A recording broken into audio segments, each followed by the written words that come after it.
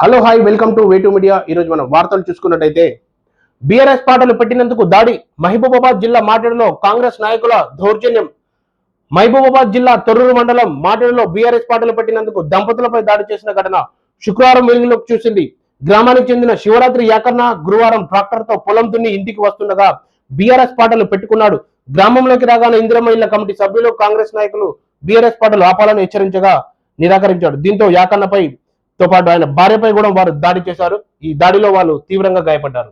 BRS పాటలు పెట్టుకున్నందుకు కాంగ్రెస్ కార్యకర్తలు దాడి చేశారు. దీనిపై రైతు పొలంలో పనులు చేసుకొని ట్రాక్టర్లో ఇంటికి వస్తుండగా బీఆర్ఎస్ పాటలు పెట్టుకుంటూ వస్తున్నాడు. గ్రామంలోకి రాగానే కాంగ్రెస్ కార్యకర్తలు అక్కడున్న ఇందిరమ్మ ఇళ్ల కమిటీ సభ్యులు కూడా అతన్ని హెచ్చరించారు. తను నిరాకరించడంతో ఒక్కసారిగా మూకముడిగా దాడి చేశారు. ఆ దాడిలో తీవ్రంగా గాయపడ్డాడు. దీని విషయం తెలుసుకొని పోలీసులు కూడా అక్కడికి వచ్చారు, కేసు కూడా నమోదు చేశారు. అలాగే అక్కడున్న బీఆర్ఎస్ కార్యకర్తలు కూడా దాడిని తీవ్రంగా ఖండిస్తున్నారు.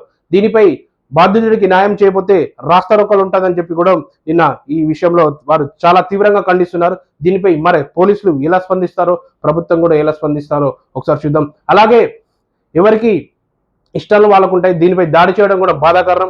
ఒక్కసారి ఆలోచించాల్సిన విషయం. Thank you.